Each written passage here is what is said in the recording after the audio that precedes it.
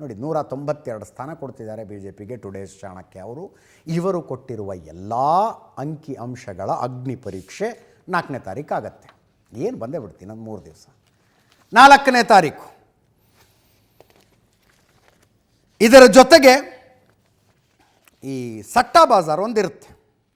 ಸಟ್ಟಾ ಬಾಜಾರ್ನ ಬಗ್ಗೆ ನಮಗೆ ಎಲ್ಲಿಲ್ಲದ ಕುತೂಹಲ ಇರುತ್ತೆ. ಈ ಸರ್ವೆಗಳನ್ನೇನು ಮಾಡಿರ್ತಾರಲ್ಲ, ಈ ಸರ್ವೆಗಳನ್ನು ಮಾಡಿದ ಏಜೆನ್ಸಿಗಳಿಗೆ ತಮ್ಮ ರೆಪ್ಯುಟೇಷನ್ ಪಣಕ್ಕಿರುತ್ತೆ, ಪ್ರತಿಷ್ಠೆ. ನಾವು ಕರೆಕ್ಟ್ ಹೇಳಿದ್ವಿ. ಸಟ್ಟಾ ಬಾಜಾರ್ಗೆ ಹಂಗಲ್ಲ. ಅವರು ಸಾವಿರಾರು ಕೋಟಿ ರೂಪಾಯಿಗಳನ್ನು ಪಣಕ್ಕಿಟ್ಟಿರ್ತಾರೆ. ಸಟ್ಟಾ ಬಾಜಾರ್ನವರು ಕ್ಷೇತ್ರವಾರು ಸರ್ವೆಗಳನ್ನು ಮಾಡಿಸ್ತಾರೆ. ಅಕ್ಯುರೇಟ್ ನಂಬರ್ ಬರ್ಬೇಕು ಅವ್ರಿಗೆ. 2 ಸಟ್ಟಾ ಬಾಜಾರ್ನ ಸಂಖ್ಯೆಗಳಿದೆ. ಬೆಟ್ಟಿಂಗ್ ಬಾಜಾರ್, ಮುಂಬೈ ಸಟ್ಟಾ ಬಾಜಾರ್ ಅಂತ ಒಂದಿದೆ. ಅವರ ಪ್ರಕಾರ ತೃಣಮೂಲ ಕಾಂಗ್ರೆಸ್ 127ರಿಂದ 132. ನೋಡಿ, ಸರ್ವೆ ಏಜೆನ್ಸಿಗಳ ರೇಂಜ್ ಕೊಡ್ತಾರೆ 15, 20, 25 ರೇಂಜ್ ಕೊಟ್ಟಿರ್ತಾರೆ ಅವರು. ಅಷ್ಟರ ಮಧ್ಯೆ ಬಂದರೆ ನಮ್ಮದು ಕರೆಕ್ಟು. ಇವರು 127ರಿಂದ 132 ಅಂತೆ, 5 ರೇಂಜು. ತೃಣಮೂಲ ಕಾಂಗ್ರೆಸ್ 127ರಿಂದ 132, ಬಿ ಜೆ ಪಿ 175ರಿಂದ 185. ಫಲೋಡಿ ಸಟ್ಟಾ ಬಾಜಾರ್ ಅಂತಿದೆ. ಅವರ ಪ್ರಕಾರ 140ರಿಂದ 143 TMC. ಬಿ ಜೆ ಪಿ 146ರಿಂದ 149. ಹಂಗೆ ಅಸೆಂಬ್ಲಿ ಆಗುವ ಸಾಧ್ಯತೆಯನ್ನು ಫಲೋಡಿ ಸಟ್ಟಾ ಬಾಜಾರ್ ಹೇಳ್ತಾ ಇದೆ. ನೀವು ತೆಗೆದು ನೋಡಿ ಈ ಹಿಂದಿನ ಟ್ರ್ಯಾಕ್ ರೆಕಾರ್ಡನ್ನು. ಅನೇಕ ಪೋಲ್ಸ್ಟರ್ಗಳಿಗಿಂತಲೂ ಅಕ್ಯುರೇಟಾಗಿ ಸಟ್ಟಾ ಬಾಜಾರ್ನವ್ರ ಭವಿಷ್ಯ ನೋಡಿದಿರ್ತಾರೆ. ಅನೇಕ ಪೋಲ್ಸ್ಟರ್ಗಳಿಗಿಂತಲೂ ಅಕ್ಯುರೇಟಾಗಿ. ತಮಿಳುನಾಡು ಮತ್ತೊಮ್ಮೆ DMK ಅಧಿಕಾರಕ್ಕೆ ಬರುವ ಸಾಧ್ಯತೆಯನ್ನು ಬಹುತೇಕ ಸರ್ವೆಗಳು ಹೇಳ್ತಾ ಇದ್ದಾವೆ. ಬಹುತೇಕ ಸರ್ವೆಗಳು AIADMK ಸ್ಥಾನಗಳ ಕಡಿಮೆ, AIADMK ನೇತೃತ್ವದ ಮೈತ್ರಿ ಬಿ ಜೆ ಪಿ ಸೇರಿದಂತೆ ಸ್ಥಾನಗಳ ಕಡಿಮೆ ಆಗ್ತವೆ. TVK ಎಕ್ಸ್ ಫ್ಯಾಕ್ಟರಿ ಸಲ ದಳಪತಿ ವಿಜಯ್, ನಟ ವಿಜಯ್ದು 18, 20, 25 ಹಿಂಗೆ ಸ್ಥಾನಗಳನ್ನು ಕೊಟ್ಟಿದ್ದಾವೆ. ನನಗೆ ಗಾಬರಿಯಾಗಿದ್ದು ನಿನ್ನೆ ಆಕ್ಸಿಸ್ ಮೈ ಇಂಡಿಯಾದ ಪ್ರದೀಪ್ ಗುಪ್ತಾ ಸಂಖ್ಯೆಗಳನ್ನು ಕೊಟ್ಟಾಗ 98ರಿಂದ 120 TVK ತಗೊಳತ್ತೆ ಅಂದ್ರೆ ಅವರು. 98ರಿಂದ 120. 234 ವಿಧಾನಸಭಾ ಕ್ಷೇತ್ರ ಇದ್ದಾವಲ್ಲಿ 118 ಗೆದ್ದವರು ಅಧಿಕಾರಕ್ಕೆ ಬರ್ತಾರೆ. ಆಕ್ಸಿಸ್ ಮೈ ಇಂಡಿಯಾದ ಪ್ರದೀಪ್ ಗುಪ್ತಾ ಪ್ರಕಾರ ವಿಜಯ್ ಪಕ್ಷ ಏಕಾಂಗಿಯಾಗಿ ಅಧಿಕಾರಕ್ಕೆ ಬಂದರೂ ಆಶ್ಚರ್ಯ ಪಡಬೇಡಿ ಅಂತ. DMK ತಗೊಂಡಷ್ಟೇ ಓಟ್ ಇವರು ತಗೊಳ್ತಾರಂತೆ.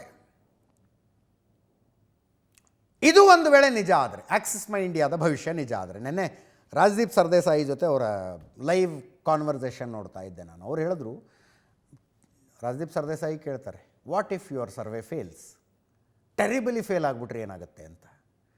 ಆವಾಗಲೂ ಆ ಮನುಷ್ಯ ಹೇಳಿದ್ದು, ಪ್ರದೀಪ್ ಗುಪ್ತಾ ಹೇಳಿದ್ದು, ಇನ್ನು worst to worst case scenario Vijay 70 ಸ್ಥಾನ ಗೆಲ್ತಾರೆ ಅಂತ.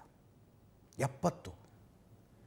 ಅದು ನಿಜ ಆಗಿದ್ದೇ ಆದರೆ ಏನಾಗಿರಬಹುದು ತಮಿಳುನಾಡಿನಲ್ಲಿ, ವೋಟಿಂಗ್ ಪ್ಯಾಟರ್ನ್ ಹೆಂಗಾಗಿರಬಹುದು ಅದರಲ್ಲಿ ಡೀಟೇಲ್ಸ್ ಇದೆ. 18ರಿಂದ 39 ವಯಸ್ಸಿನ ಜನರನ್ನು ಯುವ ಸಮುದಾಯ ಅಂತದ್ದು ಗುರುತಿಸಿದ್ದಾರೆ. ಅವರು ದೊಡ್ಡ ಪ್ರಮಾಣದಲ್ಲಿ TVK ಪರವಾಗಿ ನಿಂತುಬಿಟ್ಟಿದ್ದಾರೆ. ಮಹಿಳಾ ಓಟುಗಳನ್ನು ದೊಡ್ಡ ಪ್ರಮಾಣದಲ್ಲಿ ಸೆಳೆಯುವಲ್ಲಿ ಯಶಸ್ವಿಯಾಗಿದ್ದಾರೆ. ಅಲ್ಲಿ DMK ಒಂದು ಆಡಳಿತ ವಿರೋಧಿ ಅಲೆ ಇದೆ. 5 ವರ್ಷ ಸ್ಟಾಲಿನ್ ಅಧಿಕಾರ ನಡೆಸಿದ್ದಾರೆ. 2 ವೇ ಕಂಟೆಸ್ಟ್ ಆಗಿದ್ದರೆ, DMK ವರ್ಸಸ್ AIADMK ಮೈತ್ರಿ ಆಗಿದ್ದರೆ, DMK ಯಾರ್ಯಾರಿಗೆ ಇಷ್ಟ ಇಲ್ಲೋ ಅವ್ರಿಗೆ ಹಾಕಬೇಕು, AIADMK ವೋಟ್ ಹಾಕ್ತಿದ್ರು. ಈಗ 3 ವೇ ಕಂಟೆಸ್ಟ್ ಆಯಿತು. Vijay came into picture. AIADMK ಮತ್ತು ವಿಜಯ್ ಮಧ್ಯದಲ್ಲಿ ಆಯ್ಕೆ ಮಾಡಿಕೊಳ್ಳಬೇಕು ಮತದಾರ. ಅವರಿಗೆ ವಿಜಯ್ ಯಾಕೆ ಆಯ್ಕೆ ಆಗಿರಬಹುದು? ತಮಿಳುನಾಡಿನ ಜನ ಯಾವಾಗಲೂ ಹೊಸತನವನ್ನು ಅಪ್ರಿಷಿಯೇಟ್ ಮಾಡ್ತಾರೆ, ಹೊಸ ಪ್ರಯೋಗಗಳನ್ನು ಅಪ್ರಿಷಿಯೇಟ್ ಮಾಡ್ತಾರೆ, ಹೊಸಬರನ್ನು ಬೆಂಬಲಿಸ್ತಾರೆ. ಹೊಸತನ, ಫ್ರೆಶ್ನೆಸ್ ವಿಜಯ್ ಪಕ್ಷಕ್ಕಿತ್ತು. ಪ್ರಚಾರ ಭರ್ಜರಿಯಾಗಿ ಮಾಡಿದ್ರು. ಪ್ರಚಾರ ಹೆಂಗಿತ್ತು ಅಂದರೆ, ಒಂದು ಸಿನಿಮಾ ಮಾಡಿದರೆ 200 ಕೋಟಿ ರೂಪಾಯಿ ದುಡ್ಡು ಬರುತ್ತೆ ರೀ ಆ ಮನುಷ್ಯನಿಗೆ. ಅಂಥದ್ದನ್ನು ಬಿಟ್ಟು ಜನಸೇವೆ ಮಾಡುವುದಕ್ಕೆ ಬಂದಿದ್ದಾರೆ ಅವರು. ಅದು ಜನರ ಮನಸ್ಸಿಗೆ ನಾಟ್ತಾ ಹೋಗಿದೆ. ಯುವ ಸಮುದಾಯದ ಆಕರ್ಷಣೆ ಅಂತೂ ಇದ್ದೇ ಇತ್ತು. ಇನ್ನೊಂದು ಕಡೆ ವಾಯ್ಡ್ ಹೆಂಗೆ ಕ್ರಿಯೇಟ್ ಆಗಿದೆ ನೋಡಿ. AIADMK ಜಯಲಲಿತಾ ಇರೋ ತನಕ ಸ್ಟ್ರಾಂಗ್ ಪಕ್ಷ, ಸ್ಟ್ರಾಂಗ್ ಅಲಯನ್ಸ್. ಜಯಲಲಿತಾ ಹೋದ ನಂತರ ಇಲ್ಲ, ಅಲ್ಲಿ ಲೀಡರ್ಶಿಪ್ ಇಲ್ಲ. ಇದ್ದೊಬ್ಬ ಪನ್ನೀರ್ಸೆಲ್ವಂ ಹೋಗಿ DMKಗೆ ಜಾಯಿನ್ ಆದರು. EPS ನಾಯಕತ್ವ ಇಲ್ಲ. ಹಿಂಗಿರುವಾಗ ಒಂದು ವಾಯ್ಡ್ ಕ್ರಿಯೇಟ್ ಆಗಿದೆ. ಜನಪ್ರಿಯ ಮುಖ ಇಲ್ಲ. ವಿಜಯ್ ಜನಪ್ರಿಯರು. ಒಳ್ಳೆಯದೇ ನೆಗೆಟಿವ್ ಕ್ಯಾಂಪೇನ್ ಮಾಡಲಿಲ್ಲ ವಿಜಯ್, ಎಲ್ಲೂ ನೆಗೆಟಿವ್ ಕ್ಯಾಂಪೇನ್ ಮಾಡಲಿಲ್ಲ. ಹೀಗಾಗಿ ಅವರ ಕ್ಯಾಂಪೇನ್ ಜನರನ್ನು ರೀಚ್ ಮಾಡಿದೆ. ಸರ್ವೆ ರಿಸಲ್ಟ್ಗಳು ಬಂದ ನಂತರ ತಮ್ಮ ಪಕ್ಷದ ಎಲ್ಲ 233 ಅಭ್ಯರ್ಥಿಗಳ ಜೊತೆಗೆ ಒಂದು ಸಭೆ ಮಾಡಿದ್ರು ಅವರು ಪಾರ್ಟಿ ಆಫೀಸ್ನಲ್ಲಿ.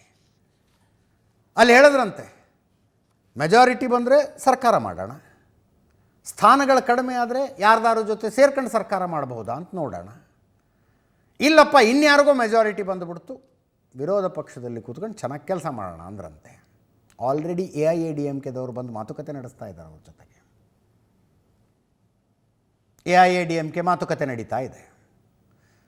ಆಕ್ಸಿಸ್ ಮೈ ಇಂಡಿಯಾದ ಸರ್ವೆ ರಿಪೋರ್ಟ್ ಏನಾದ್ರು ನಿಜ ಆಗಿಬಿಟ್ರೆ AIADMK ಮುಗೀತಂತ ತಮಿಳುನಾಡಿನಲ್ಲಿ. ಇನ್ನು ಅದಕ್ಕೆ ಭವಿಷ್ಯ ಇಲ್ಲ. ತಮಿಳುನಾಡಿನ ಜನ ತಮ್ಮ ರಾಜ್ಯಕ್ಕೊಂದು ಹೊಸ ಆಲ್ಟರ್ನೇಟಿವ್ನ ಹುಟ್ಟಿಸಿಕೊಂಡ್ರು ಅಂತ ಅರ್ಥ. ಅದು ನೀವು ಪಾಪ್ಯುಲರ್ ಫೇಸ್ ಫಾರ್ CM ಅಂತ ಒಂದು ಪ್ರಶ್ನೆ ಕೇಳಿದ್ದಾರೆ ಆಕ್ಸಿಸ್ ಮೈ ಇಂಡಿಯಾದವರು.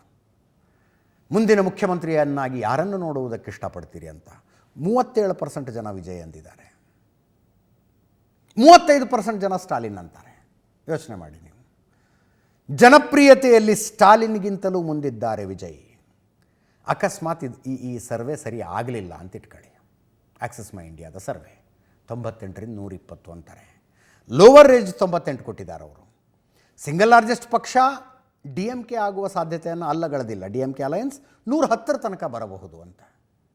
ಒಂದು ವೇಳೆ ಉಳಿದೆಲ್ಲ ಸರ್ವೆಗಳು ಹೇಳ್ದಂಗೆ ವಿಜಯರ ಪಕ್ಷ 10, 15, 20ಕ್ಕೆ ನಿಂತುಕೊಂಡ್ರೆ ಅವಾಗೇನರ್ಥ? ಆವಾಗ ಒಬ್ಬ ಜನಪ್ರಿಯ ನಟ ಪ್ರಚಾರ ಮಾಡ್ತಿದ್ದಾರೆ ಅಂದರೆ ನೋಡೋದಕ್ಕೆ ಜನ ಬರ್ತಿದ್ರು. ಅವರ ಪಕ್ಷದ ಪರವಾಗಿ ಮನೆ ಮನೆ ಪ್ರಚಾರ ಮಾಡೋದಕ್ಕೆ ಬೂತ್ ಮಟ್ಟದ ಕಾರ್ಯಕರ್ತರ ಕೊರತೆ ಇತ್ತು. ಪ್ರಚಾರಕ್ಕಾಗಿ ಬಂದ ಜನರೆಲ್ಲರೂ ಓಟ್ ಹಾಕ್ತಾರೆ ಅಂತ ಗ್ಯಾರಂಟಿ ಇಲ್ಲ. ಇಂಥವನ್ನೆಲ್ಲ ಹೇಳಬಹುದು.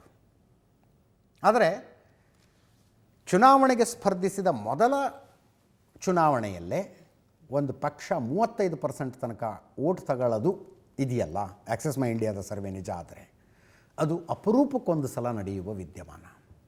ಅಪರೂಪಕ್ಕೊಂದು ಸಲ. Delhi of course it's on exaggerated municipality ಇದ್ದಂಗೆ ಅದು. ಅರವಿಂದ್ ಕೇಜ್ರಿವಾಲ್ ಮಾಡಿದ್ರಲ್ಲಿ ಅಂಥ ಮ್ಯಾಜಿಕ್ಕು. ತಮಿಳ್ನಾಡಲ್ಲಿ MGR ಮಾಡಿದರು, NTR ಮಾಡಿದರು. ಒಂದು ಸಣ್ಣ ಬ್ರೇಕ್ ತಗೋಣ.